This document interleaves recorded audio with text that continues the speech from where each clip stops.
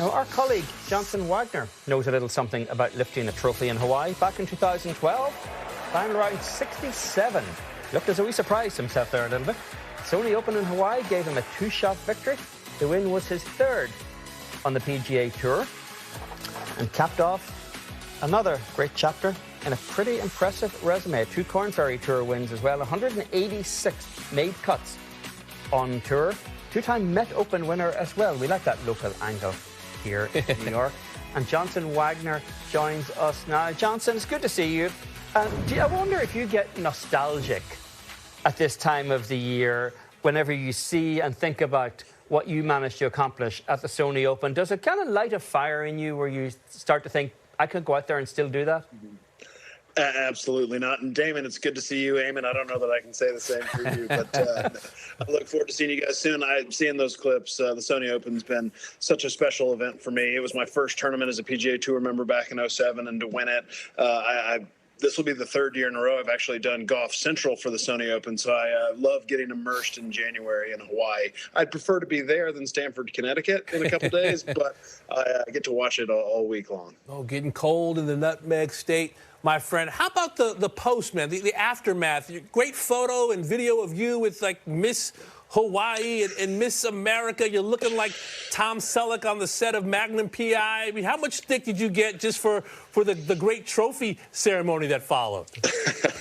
It was incredible. My wife and daughter were supposed to be with me that week, and my daughter ended up getting so they didn't come out. So I don't think my wife was too happy I was taking pictures with all the beauty pageant winners. But it was an incredible week. Unfortunately, didn't really get to linger around in Honolulu and celebrate. My caddy and I hopped on a red eye and flew straight to the Amex.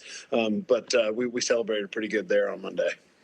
Was that week a sign of how volatile and unpredictable this game is, Johnson? Because you played quite a few times over the years at Waialae Country Club. You didn't actually have a good week any other week except the week that you actually won.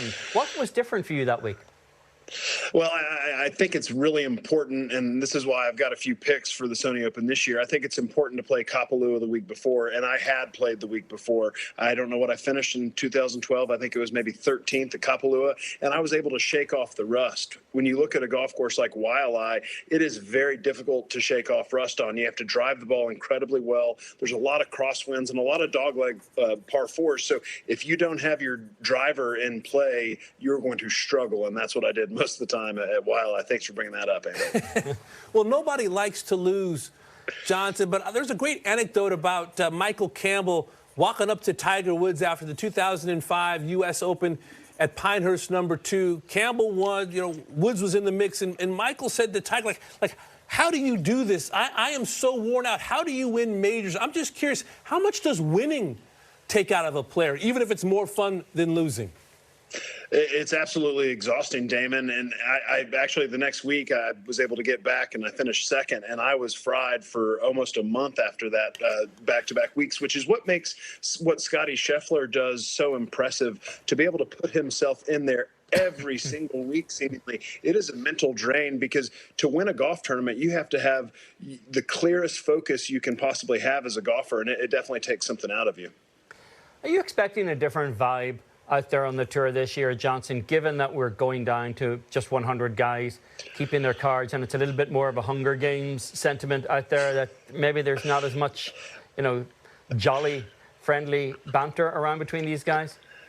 I've noticed with this younger generation, they're much more friendly with each other, as opposed to my generation, or just a little bit ahead of me, Tiger and Phil. There was so much animosity amongst the top players. But now, Scotty, Xander, Cantlay, Morikawa, they're all good friends. I imagine the team room at President's Cups and Ryder Cups is very jovial. But when you look down the list and you get down to that 80 to 120 spot, yes, I do think you're going to see guys playing every single week in the summer. It's going to be really condensed, and I mean, I'm still shocked that the tour's made the decision to go to 100, but I think ultimately it's going to be a good step moving forward.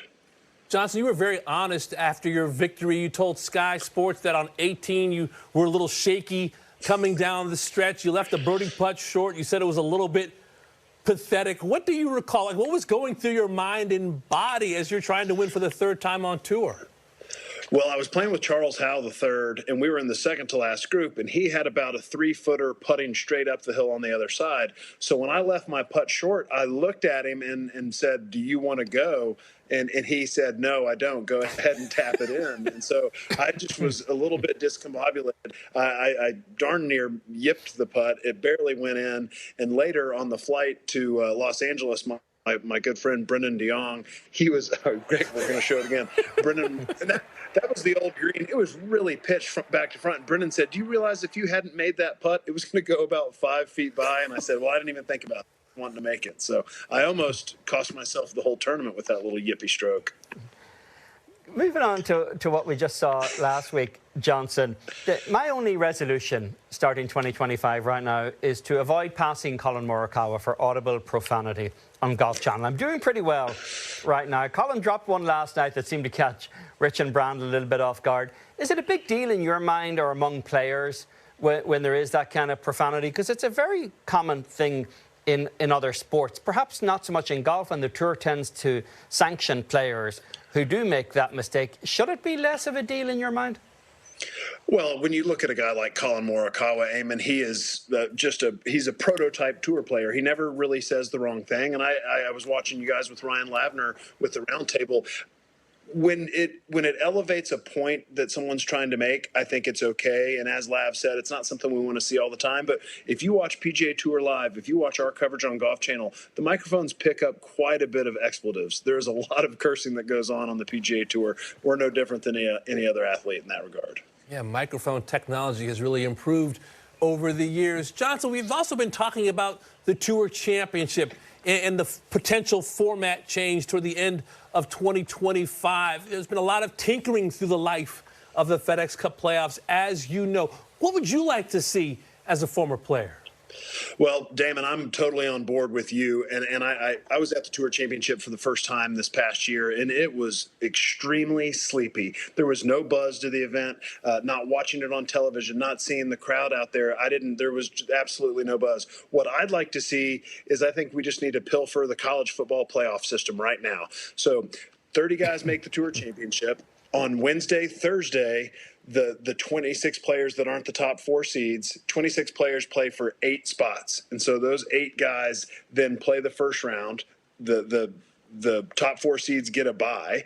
And then I think that makes it I want anybody to be able to win the Tour Championship, and to think about Justin Thomas, who was 30th or 28th going in, what he would have to do to get to a final match would be a lot more work than what Scotty Scheffler or Xander Schauffele would have had to do. Johnson, it's something of a somber week in golf this week out at Sony as well. Grayson Murray, of course, won the tournament last year and died during the summer. Is it a moment where people in this game ought to just kind of sit back and realise that the wins don't matter, the money doesn't matter, and that what we spend all day talking about at the end of the day doesn't really matter that much?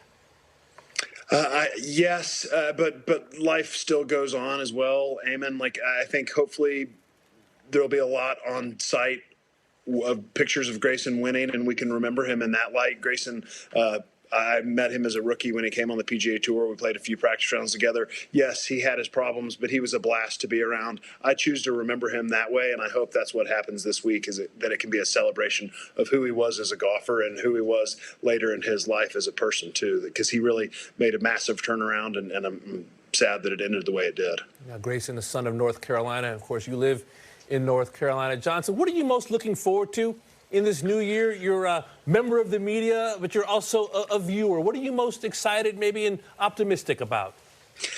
I'm really excited about the major championship rota that we have this year, including the Ryder Cup. Selfishly, the PGA Championship is at my home club at Quail Hollow, so I get a home week, which is very nice. Probably won't be spending too many late nights with you at the bar, Eamon. And then when you look at the U.S. Open is at Oakmont, I'm fired up to go to Ireland for the first time and lay my eyes on Royal Portrush. And then Beth Bethpage Black is really near and dear to my heart. I won the Met Open there in 2001, and I've played a lot of golf around Bethpage. Actually spent the night in the parking lot a handful of times to get the first tee time. So I think the rota of courses we have for the majors is going to be spectacular. And I'm just excited to get this season going. I was looking forward to the end of the year last year in the fall, and then now that it's been a few weeks, I'm very excited to get back to work this week covering the Sony Open. Well, whatever late nights we miss in Charlotte at Quail Hollow, I guess we'll make up for at Royal Portrush back on my turf. Save a seat for me. Save a seat for me as well. Hey, Johnson, it's great to see you. Safe travels to Connecticut. Thanks for the time, pal. Thank you, guys. Have a great rest of the show.